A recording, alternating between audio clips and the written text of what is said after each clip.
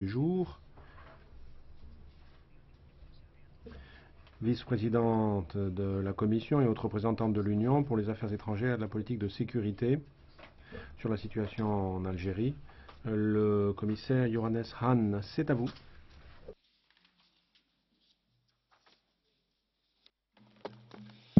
Thank you, Madam Chair. Merci, Madame la Présidente, Mesdames et Messieurs les députés. Nous avons vu une évolution depuis le 22 février avec des grandes manifestations en Algérie déclenchée par l'annonce selon laquelle le sortant président se représenterait pour un 5e mandat qui était prévu le 18 avril. Depuis, les manifestations ont eu lieu quasiment chaque jour et de manière grandissante. Le mandat du président Bouteflika fait l'objet d'une résistance et aussi le système politique est mis en question. Il y a la masse des manifestations, mais aussi le caractère pacifique. Et la réponse des services de sécurité a été mesurée. La communication officielle du gouvernement, des suites de la nomination d'un vice-premier ministre et un premier ministre, insiste sur la consultation avec le peuple pour introduire des réformes significatives. L'Algérie est un grand partenaire clé pour l'Union européenne. Nous avons des liens économiques, politiques et interpersonnels, des intérêts forts dans le pays, dans la région où l'Algérie est un facteur de stabilisation. Nos relations bilatérales ont progressé positivement ces dernières années et nous attendons à ce que cela se poursuive. Le représentant a rencontré le ministre Lamamra à Bruxelles le 7 mars pour discuter de la situation dans le pays avant la nomination de cette personne au poste de vice-président. Les manifestations sont restées pacifiques et la réponse des services de sécurité a été mesurée. C'est tout à fait positif et louable. Ça devrait rester constant. La situation est très floue. Les développements sont suivis à la loupe par nos autorités. Il faut qu'il y ait une réponse positive aux aspirations des gens, la réforme de la gouvernance, plus d'ouverture politique, plus d'opportunités socio-économiques pour les jeunes notamment, c'est ce qu'ils exigent. Tout processus doit être transparent et inclure toutes les sections de la société algérienne. Pendant cette période, il est important de se souvenir que c'est pour les Algériens, c'est les Algériens qui décident pour eux et par eux-mêmes de la transition. Côté UE, on devrait encourager une liberté, une équité, une inclusion de les élections présidentielles qui doivent être organisées dans un délai raisonnable. L'Union européenne est prête à appuyer les élections par un savoir-faire technique et envisagera la mise en place d'une mission d'observation électorale, bien sûr si l'Algérie le demande et si les conditions du processus sont remplies. Je compte sur l'appui du Parlement à ce sujet. Appuyons aussi l'appel pour une période de transition globale. Une conférence nationale pourrait être la plateforme, pour autant que ça soit inclusif, représentatif et permettant d'assurer la légitimité politique. Il est important de se concentrer rapidement là-dessus. Les initiatives citoyennes, les solutions pacifiques circulent et nous comprenons qu'il y a une volonté des deux parties pour définir un moyen d'avancer ensemble. Nous espérons que le consensus cristallise autour d'une feuille de route de transition. C'est de savoir qui devrait être responsable de mettre ceci en œuvre. Quoi qu'il en soit, ça doit être accepté par les Algériens et ça doit être reconnu comme exprimant leur volonté. On l'a dit publiquement, l'Union européenne est prête à accompagner l'Algérie dans ce processus si les Algériens le demandent. L'Union devrait continuer à appuyer l'Algérie dans ses réformes socio-économiques pour concevoir des perspectives qui répondent aux ambitions et aux attentes de la population et des jeunes, en plein respect de la souveraineté algérienne et dans un esprit de partenariat tel que défini dans notre politique de voisinage, la notion de politique de voisinage. Ces 4 dernières semaines, on a mis à l'épreuve la maturité politique de l'Algérie. Nous comptons sur toutes les parties pour répondre à l'appel du changement pour une transition pacifique. Merci beaucoup. La présidente, merci beaucoup. Monsieur le commissaire Hahn, je donne maintenant la parole au PPE. En son nom, on parle Monsieur Preda. Des dizaines de milliers de manifestants sont dans les rues d'Algérie en général tous les vendredis pour exprimer une exigence simple et légitime, une transition politique crédible et le départ du président Bouteflika qui n'est plus en mesure de gouverner le pays depuis bien longtemps. Malheureusement, les autorités ne semblent pas être à l'écoute du peuple car leur solution de sortie de crise n'en est pas une. Prolonger le mandat du président qui expire légalement le 28 avril et sortir du cadre constitutionnel en suspendant le processus électoral va à l'encontre des revendications des Algériens. La conférence nationale proposée par le gouvernement a été massivement rejetée par l'opposition et la société civile. En outre, les défections se multiplient au sein des cercles du pouvoir et l'état-major de l'armée envoie des messages contradictoires. On en a vu cet après-midi également. La tournée internationale des autorités algériennes pour tenter de rassurer ses partenaires sur leur capacité à gérer cette crise est une preuve supplémentaire de l'échec de la transition proposée par la famille Bouteflika. L'Algérie est dans l'impasse. Il s'agit d'un partenaire majeur de l'Union européenne, un garant de la stabilité régionale. Stabilité qui pourra être maintenue grâce au respect des droits et des libertés des Algériens à travers une mise en place d'un système de gouvernance transparent et inclusif. L'Union européenne, tout comme les Algériens, attend un geste fort de la part du pouvoir. L'illusion du changement ne fera pas l'affaire. Il faut, je crois, une rupture radicale avec le système actuel. Merci de votre attention. Merci, Monsieur Preda. Au nom du SED, Madame Ayala Sender, c'est à vous. Gracias, Presidenta. Merci Madame la Présidente et merci à Monsieur Hahn pour ces propos que nous partageons et nous reconnaissons les mobilisations, leur caractère pacifique et et la fierté du peuple algérien dans les rues. Nous reconnaissons dès lors la nécessité d'un changement profond qui mène à des élections libres et démocratiques dans un délai raisonnable.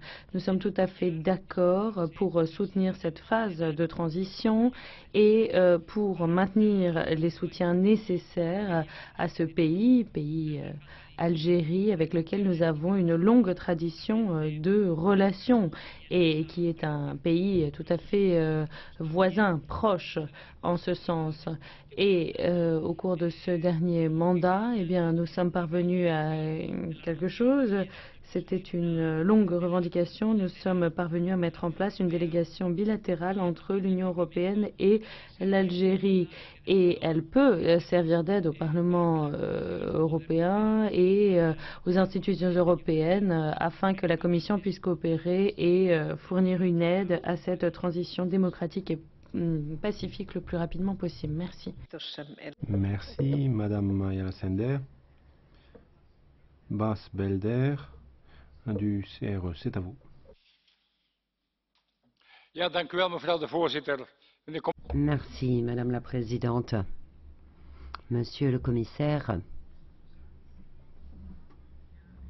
dans l'ensemble, en Algérie, on a compris à quel point la situation sur le plan interne est grave et le commissaire l'a dit. Il faut être à la hauteur de cette situation. L'Union européenne doit être prudente parce que la situation politique et sociale est très très complexe en Algérie après des manifestations et des protestations qui durent depuis des semaines. Les manifestants ne cessent de le répéter. On ne peut rien faire de nouveau avec des anciens dirigeants. Donc, qu'en est-il de l'élite au pouvoir actuellement? Donc, pour l'Union européenne, il est bien entendu nécessaire de suivre la situation. Il y a eu le printemps arabe en 2011 qui ont fait que certains groupes ont clairement émis leurs revendications. Moi-même, j'ai toujours été en faveur de processus de réforme pacifique, mais j'espère néanmoins que les chrétiens, en tant que minorité, ne disparaîtront pas totalement. Je crois que ce qui est important pour l'Union européenne, c'est la liberté de croyance et de religion pour tous les Algériens et la fin du fondamentalisme. Merci beaucoup. Au nom de l'LDE, Javier Nart, c'est à vous. Gracias, presidente. Merci, Monsieur le Président. L'Algérie dispose d'énormes ressources, mais c'est une oligarchie corrompue et militaire qui les gère. Sous le contrôle du parti au pouvoir, parti État qui exclut et qui est le seul. Et donc, il y a une guerre, enfin, il se légitime sur la base d'une guerre de libération d'un côté, et de l'autre, il y a la jeunesse qui vit dans le désespoir et dans le chômage. Le chef d'état-major aujourd'hui, le général Ahmed Gaïd Salah, a demandé l'état d'empêchement pour incapacité évidente du président virtuel, ectoplasmique,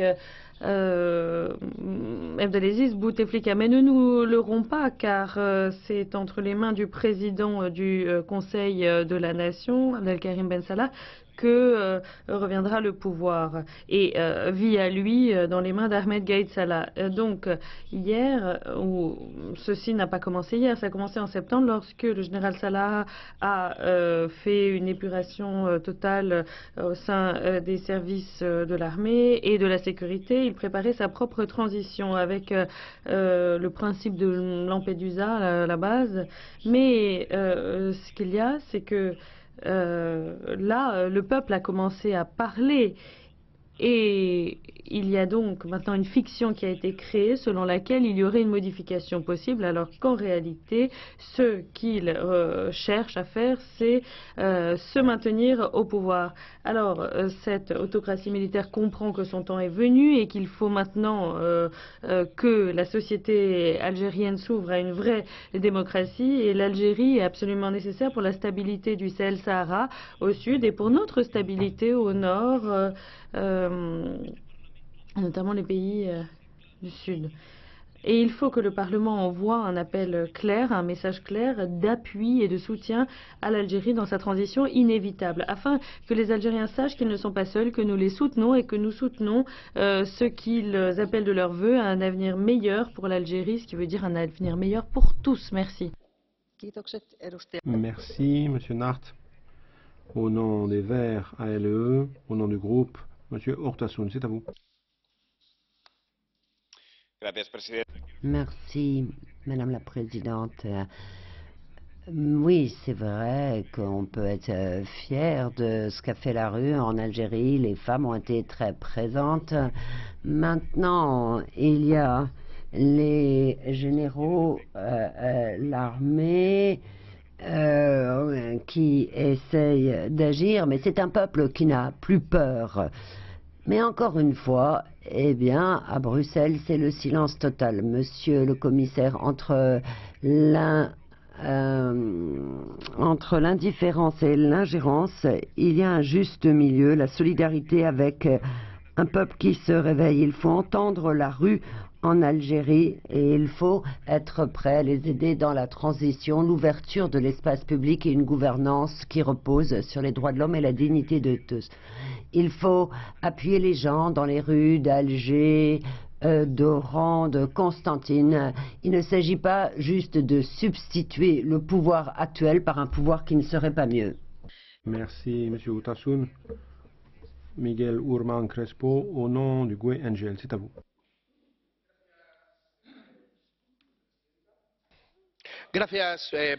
Merci Madame la Présidente. Les Algériennes et les Algériens manifestent dans les rues contre un système politique qui s'est avéré totalitaire. Sous la pression, M. Bouteflika a renoncé à se présenter aux élections et une période de transition s'est ouverte. Mais les manifestants dans la rue, eux, exigent un véritablement changement à un gouvernement d'unité nationale qui convoque des élections et qu'il y ait rédaction d'une constitution qui garantisse les réalités sociales et les besoins des collectivités. Et ce sont les plus grandes manifestations pacifiques en Algérie ces dernières années. Mais silence au niveau international, car l'Algérie est troisième exportateur des hydrocarbures pour l'Union européenne et l'Union européenne met son approvisionnement en hydrocarbures au-dessus des droits des individus. Il faut que l'Union européenne appuie ces manifestations et le Parlement européen doit envoyer un message d'appui à la société qui demande la justice et la démocratie en Algérie. Il faut que nous agissions. Merci, Monsieur Urban Crespo.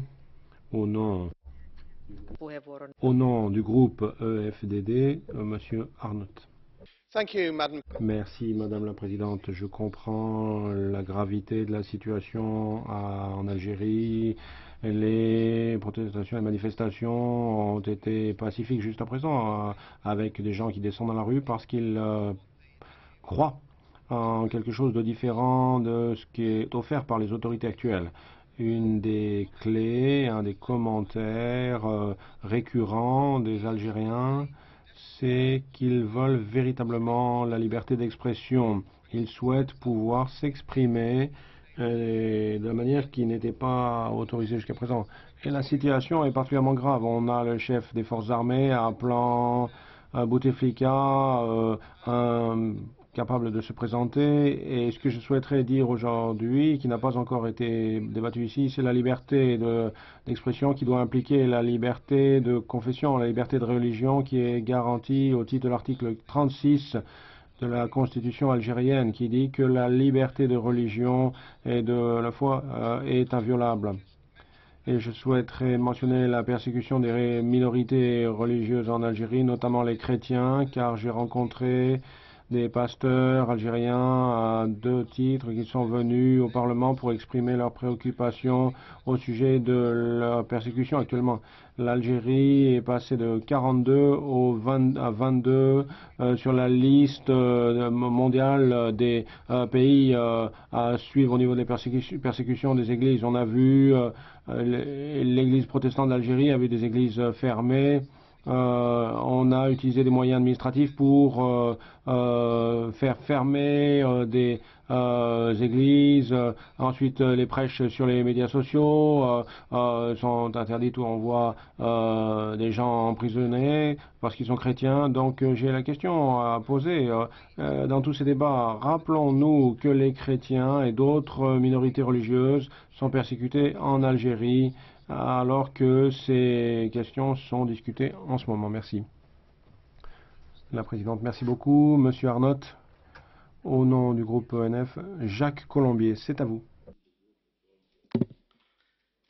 Madame la Présidente, du temps de la France, l'Algérie, c'était le paradis. Cette citation vient-elle d'un tenant de l'Algérie française? Pas du tout. Elle est celle d'un des chefs majeurs de l'indépendance algérienne, Hossein Haït Ahmed. Elle prend donc aujourd'hui encore plus de sens. J'entends de belles paroles dans cet hémicycle qui n'est pas pour une transition démocratique. Mais que vient faire l'Union européenne? Que peut-elle faire dans ce processus? L'Algérie n'est pas membre de l'Europe, du moins pas encore. Pour nous, toute question relative à l'Algérie demeure du seul ressort du peuple algérien qui a voulu son indépendance, mais dont les dirigeants se révèlent incapables de l'assumer depuis 57 ans. À ce titre, la place de ceux qui manifestent, notamment à Paris et ailleurs, sur les événements actuels devrait être en Algérie et nulle part ailleurs. Certes, la momie Bouteflika, qui du temps de sa lucidité insultait les Français et crachait perpétuellement sur la France, tout en venant se faire soigner chez nous aux frais de nos contribuables, ne suscite pour nous aucune sympathie. Alors, nous ne retenons pour notre part qu'un seul impératif: les événements actuels ne doivent sous aucun prétexte justifier la moindre immigration supplémentaire. Kiitos. Merci, Monsieur Colombier. Monsieur Salafranca. Señor comisario, señor. Madame la Présidente, Monsieur le Commissaire, Mesdames et Messieurs, c'est avec préoccupation que nous suivons les événements en Algérie, la suspension des élections présidentielles, la demande d'empêchement qui a été faite à l'égard du président Bouteflika. Il faut un processus de transition qui rende la parole au peuple algérien et qui réponde à ses aspirations légitimes de liberté. Tout ça peut se faire de manière ordonnée. Il faut veiller à ce qu'il n'y ait pas, en quelque sorte, un vide de pouvoir, qu'on ne commette pas les mêmes erreurs que dans d'autres pays de la région. Il est important de veiller à ce qu'il y ait un dialogue inclusif avec une participation de tous les partis politiques et de la société civile qui donne à tous la possibilité de s'exprimer et qui puisse, je le répète, rendre la parole au peuple algérien par le biais d'élections libres, et cela avec un accompagnement de la communauté internationale. L'Union européenne, je l'espère, pourra accompagner ce processus et j'espère qu'elle pourra aider les Algériens à faire valoir et à réaliser leurs aspirations à la liberté. Merci, Monsieur Salafranca. Monsieur Panzeri.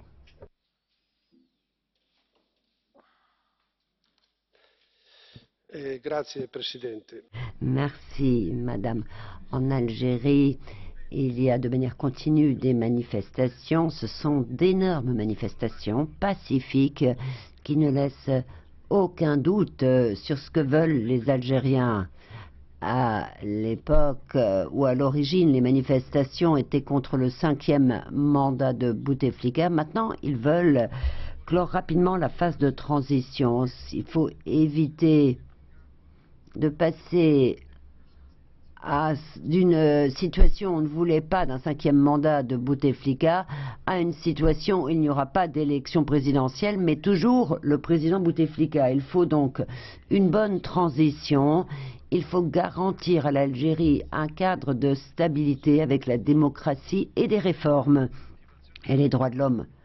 L'article 2 de la Constitution algérienne pourra certes être un premier pas, mais ça ne sera pas suffisant. Et l'Union européenne, dans sa politique extérieure, doit se concentrer par plus sur ce pays, parce que c'est de la transition équilibrée en Algérie que dépend également l'avenir de l'ensemble d'une région. Merci, Monsieur Panzeri. Marek Jurek, c'est à vous. Pani Przewodnicząca, Merci. przywiązujemy do wydarzeń w Algierii jest zupełnie zrozumiała.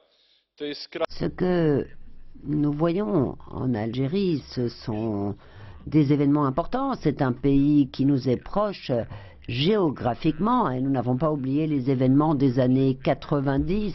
C'était la dernière expérience démocratique en Algérie qui a en fait mené à la victoire du Front de libération islamique, et ensuite il y a eu la guerre civile, et ça n'a pas seulement touché les Européens. En Algérie, cela a été au-delà, et cela a eu des conséquences en Europe. Je ne suis pas d'accord avec cette commission, mais je dois dire que je prends bonne note de ce qu'a dit le commissaire Hahn, à savoir qu'il faut suivre les événements en Algérie avec patience et avec prudence.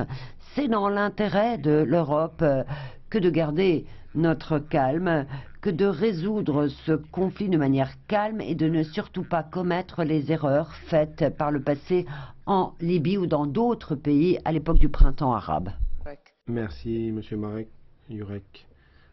Madame Saifi, c'est à vous. Merci, Madame la Présidente, Monsieur le Commissaire. Le cœur de l'Algérie recommence à battre. C'est un des slogans qu'on a pu lire dans les rues algériennes depuis plus d'un mois. Je tiens ici à rendre hommage au peuple algérien pour son courage et sa détermination. L'organisation de ces manifestations pacifiques et exemplaires force l'admiration de tous. Une telle mobilisation de toutes les générations et dans toutes les régions mérite plus qu'une simple réforme de régime. Celui-ci doit changer. Il est évident que cette transition ne peut pas être menée par ceux qui ont conduit le pays dans une telle situation. L'Union européenne doit être à la hauteur de cet enjeu et ne pas donner au peuple algérien l'impression que nous n'avons pas compris la profondeur de ses aspirations. L'avenir nous appartient est un autre slogan porté par les manifestants. Le peuple algérien le démontre chaque jour avec force et dignité dans son combat pour une Algérie libre et démocratique. C'est un beau message d'espoir pour la jeunesse algérienne. Je vous remercie. Merci, Madame Saïfi. Je donne la parole au collègue Lopez. Muchas gracias. Merci Madame la Présidente, Monsieur le Commissaire. Nous parlons aujourd'hui de l'Algérie après des semaines au cours desquelles chaque vendredi des milliers et des millions d'Algériens indignés de leur situation sociale, politique et économique du pays ont manifesté. Ils demandent que le président Bouteflika ne s'engage pas sur un 5e mandat. Mais ce n'est pas tout. Ils demandent aussi que leurs rêves et leurs espoirs, celles de la génération des Algériens qui sont à 55% à avoir moins de 25 ans et qui sont exclus de tout progrès et croissance économique soient entendus. C'est pourquoi nous demandons que l'Union européenne dans son ensemble puisse respecter, entendre et agir. Il faut respecter les millions de manifestants pacifiques. Il faut écouter les demandes légitimes de changement, de réforme, de liberté et de droit. Et il faut agir afin d'apporter une réponse et une issue à un régime qui a besoin d'être transformé de façon démocratique et qui réponde aux aspirations du peuple algérien. Merci. Merci, Monsieur Lopez. Je donne la parole à Francisco Millán Mon. C'est à vous. Merci Madame la Présidente. L'Algérie est un pays important pour l'Union européenne et pour ses États membres et connaît un moment crucial. Vous savez, cet État dans les années 90 est passé par des moments très difficiles lorsqu'il y a eu menaces terroristes et de nombreux morts. Maintenant, c'est une nouvelle étape. Bouteflika enfin a renoncé à être réélu pour une 5e fois et donc c'est un moment politique nouveau qui s'ouvre. L'Algérie est dans une phase de transition et je pense que ce processus doit se maintenir dans le temps et doit être inclusif. Inclusif, c'est ce que le commissaire a dit et je reprends ce mot à mon compte. Et donc il y a ici un changement qui est exigé depuis les rues, depuis les manifestations, les protestations populaires pacifiques. Je souhaite le dire. Les Algériens ne veulent pas qu'il y ait de confrontation, ils ne veulent pas qu'il y ait déstabilisation du pays. Ils ne veulent pas non plus revenir vers le passé. Eux, ce qui les intéresse, c'est l'avenir. Et l'Union européenne doit être très attentive à ce processus. Nous devons être prêts à accompagner les Algériens dans cette période de changement et leur offrir une coopération s'ils la souhaitent. Voilà comment il faut le faire. Il faut dialoguer, le faire de façon inclusive, pacifique, démocratique. C'est ainsi que le futur des Algériens doit prendre forme. Merci beaucoup, Monsieur Millán Mon. Je donne maintenant la parole au collègue Freund. C'est à vous. Merci, Madame la Présidente. On a beaucoup parlé de l'Algérie. Permettez-moi de dire quelques mots sur l'Union européenne. Cela fait des années que je dis que la Syrie ne sera pas le dernier pays où nous autres, en tant qu'Union européenne, aurons échoué. Il y a l'Algérie aussi qui nous attend, où en fait un vieux président grabataire a le joug sur un pays, mais un jour cela va exploser. Qu'est-ce que nous faisons? Nous observons. Il y a 40 millions d'habitants en Algérie. Imaginez ce que cela donnera s'il y avait une guerre civile. S'il y a 8 ans, nous avions eu une politique extérieure plus forte et si sur le plan diplomatique nous étions intervenus, nous aurions pu faire beaucoup pour le peuple syrien, d'où mon appel à Berlin, Paris, Rome, Stockholm et à Vienne aussi, et à tous les autres chefs d'État et de gouvernement. Nous avons besoin d'une Europe forte et ça n'est possible que si on met un terme à l'unanimité en matière de politique étrangère. Les peuples en Algérie et le peuple en Algérie et les peuples européens nous en remercieront. Merci beaucoup, chers collègues. J'ouvre la procédure d'intervention à la demande. Il y a 3 demandes. Je commence par notre collègue Pospíšil. Merci beaucoup, Monsieur le Président. J'ai écouté l'ensemble du débat avec beaucoup d'attention et nous avons fixé notre position politique et nous devons renforcer le processus de démocratisation en Algérie. Nous devons tout faire pour assurer que le président Bouteflika ne se représente pas et quitte son poste. Il faut aussi assurer l'absence de violence. Il faut que les manifestations pacifiques se poursuivent, restent pacifiques, et il faut éventuellement, à la demande des Algériens, les assister dans le scrutin. Il faut assurer que ce soit un scrutin libre et équitable pour que le président soit élu légalement, mais aussi de manière légitime. Les collègues l'ont bien dit, la situation pourrait être violente et la démocratisation ne doit pas être stoppée. Merci beaucoup. La parole est à Madame Gomez. Anna, vous avez la parole. L'Europe qui se lave les mains du conflit au Sahara occidental, dans lequel certains des membres ont une responsabilité historique, ne peut pas faire semblant de ne pas voir ce qui se passe en Algérie. Qui sont des événements qui ont une importance pour nous toutes et tous. L'Europe doit voir que le peuple algérien sort dans les rues pacifiquement contre le 5e mandat de la momie Bouteflika, contre la gérontocratie militaire, pour les réformes démocratiques sincères. Et nous ne pouvons pas nous taire et détourner le regard. Il faut absolument qu'on se positionne aux côtés du peuple algérien, disant que dans toute solidarité, nous appuyons ces exigences de réformes démocratiques. Car ce soutien européen peut être décisif pour pour que ceci ne tourne pas au vinaigre comme ça a pu être le cas dans d'autres pays du printemps arabe ces dernières années. Il faut absolument qu'on soutienne le peuple algérien, peuple jeune, dans ses exigences d'inclusivité, de création d'emplois, de prospérité. La prospérité du peuple algérien a à voir avec notre prospérité, tout comme leur sécurité et leur démocratie a à voir avec la nôtre. Merci beaucoup. La parole est à notre collègue Faria. Je vous en prie. Grazie Presidente. Merci. La constatation sociale qui a commencé il y a quelques semaines fait que maintenant le président Abdelaziz Bouteflika a renoncé à se présenter au 5e mandat des élections présidentielles. Et l'ajournement sine die des élections qui étaient prévues pour le 18 avril, en fait, c'est une prolongation de fait de son mandat et donc les gens continuent à manifester dans les rues contre cette manœuvre dilatoire claire. Si l'article 102 de la Constitution est activé, qui prévoit la destitution du président comme certains militaires le prévoient, sans qu'il y ait des élections, eh bien ça peut mener à une grave crise économique qui, depuis 2014, s'abat sur le pays, déstabilise la région et a des conséquences graves, notamment en termes de immigration illégale et autres approvisionnements en hydrocarbures.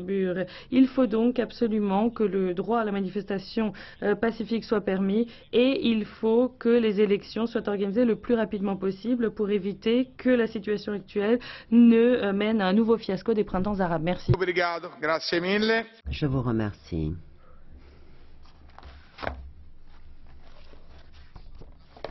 La parole est au commissaire Hahn au nom de la vice-présidente de la Commission et haute représentante de l'Union pour les affaires étrangères et la politique de sécurité. Je vous en prie. Merci beaucoup, Monsieur le Président. Nous allons continuer à suivre toutes les évolutions en Algérie, qui est un partenaire clé de l'Union. Je l'ai dit, nous espérons que la situation reste pacifique. Nous pensons qu'il est vital que les aspirations légitimes du peuple algérien soient concrétisées et entendues. La meilleure manière d'agir maintenant, c'est d'éviter d'interférer dans le processus en cours. Il faut être prêt à fournir une assistance dans le processus le moment venu, tout en suivant à la loupe les évolutions sur le chemin. Rappelons que c'est aux Algériens de décider pour eux-mêmes et parmi eux comment concrétiser cette transition. Permettez-moi d'exprimer mon appréciation pour votre attention et votre appui dans ce dossier important de manière à ce que l'approche suivie soit la bonne et nous restons vigilants. Merci. Merci beaucoup. Monsieur le commissaire, le débat est clos.